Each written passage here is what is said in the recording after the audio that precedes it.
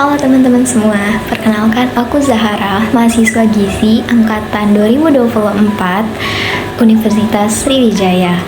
Nah, jadi di mata kuliah mikrobiologi pangan dan gizi itu ada materi membahas tentang bakteri asam laktat atau BAL pada makanan dan minuman yang difermentasi. Nah, pada video ini aku bakalan bahas bakteri asam laktat pada salah satu makanan khas Korea nih. Ada yang tahu apa makanan khas Korea yang biasanya difermentasi? Warnanya merah, terbuat dari sayuran. Apa ya? Yap, benar banget. Kimchi. Jadi, di sini aku bakal bahas tentang kimchi. Bakteri apa aja yang ada di kimchi dan cara pembuatannya bagaimana. Untuk tahu prosesnya lebih lanjut, yuk kita tonton video ini sekarang. Jadi di sini aku bakalan membahas salah satu jurnal yang membahas tentang kimchi. Judulnya adalah Pembuatan Kimchi Berbahan Dasar Sawi Putih. Jadi sebelumnya ada yang tahu nggak kimchi itu apa? Jadi, kimchi adalah salah satu makanan tradisional khas Korea dengan bahan dasar sayuran yang difermentasi. Kimchi merupakan jenis asinan sayur hasil fermentasi dengan bumbu pedas. Sayuran yang direndam kemudian digarami dalam waktu beberapa jam dan dicuci kemudian diberi bumbu yang terbuat dari kecap ikan, cabai merah bubuk, jahe, bawang putih, dan campuran udang krill. Kimchi memiliki rasa asam seperti acar. Kimchi memiliki karakter yang berbeda-beda, tergantung jenis dari bahan bakunya, bahan yang digunakan, bumbu yang dipakai, lalu sifat fungsional kimchi itu sendiri, lalu metode yang digunakan, dan juga lokalitas. Proses fermentasi kimchi melibatkan bakteri Lactobacillus untuk menghasilkan asam laktat dengan kadar yang tinggi, dan jika dikonsumsi bisa memperlancar pencernaan. Bakteri asam laktat merupakan salah satu bakteri dari genus Lactobacillus dan Bifidobacterium yang memiliki manfaat menguntungkan bagi manusia dan hewan karena menjaga keseimbangan flora normal. Nah, kalian ada yang penasaran gak sih gimana sih cara membuat kimchi itu? Gimana sih proses fermentasi kimchi tersebut? Kalau kalian penasaran, yuk kita tonton video berikut cara membuat kimchi.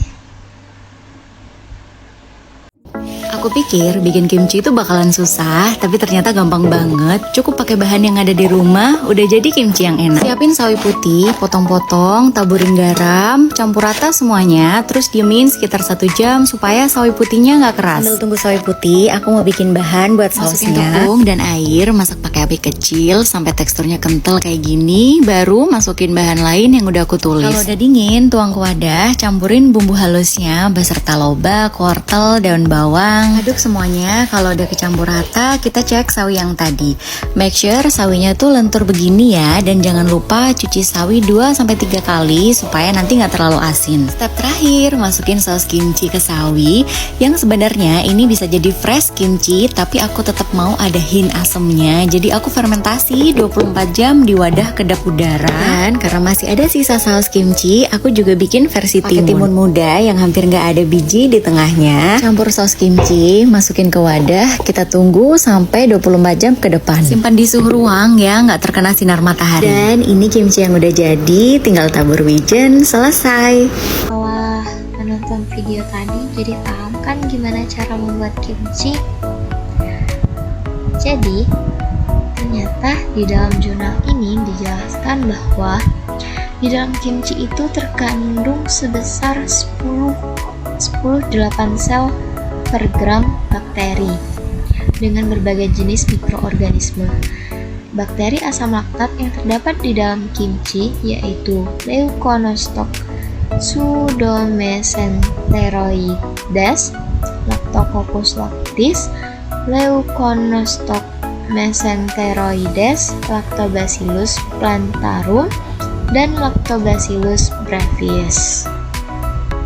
Nah, di jurnal ini peneliti membuat kimchi dilakukan selama 2 hari dengan rincian 1 hari untuk mempersiapkan bumbu-bumbunya dan 1 hari selanjutnya untuk proses fermentasi. Proses fermentasi kimchi terjadi terutama karena mikroorganisme yang secara alami ada di dalam bahan baku yang mengandung mikroflora yang banyak dan beragam, termasuk bakteri asam laktat. Fermentasi dapat dimulai oleh berbagai mikroorganisme, tetapi bakteri asam laktat secara bertahap mendominasi dengan membentuk asam organik.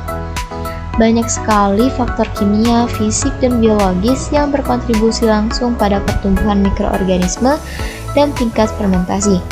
Faktor yang paling mempengaruhi fermentasi kimchi adalah mikroorganisme, konsentrasi garam, karbohidrat yang dapat difermentasi, nutrisi lain yang tersedia, dan senyawa penghambat, serta oksigen, pH, dan suhu. Konsentrasi garam, suhu, dan pH sangat mempengaruhi laju dan tingkat fermentasi asam laktat.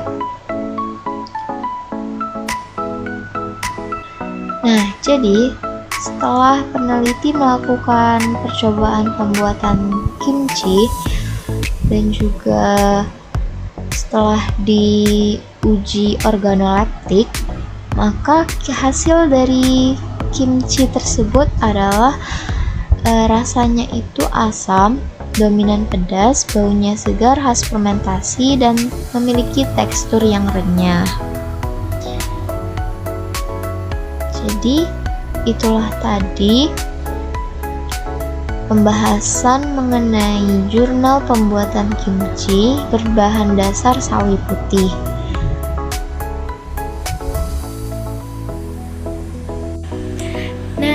Itulah dia tadi proses dari fermentasi kimchi dan bakteri asam laktat apa saja yang ada pada kimchi.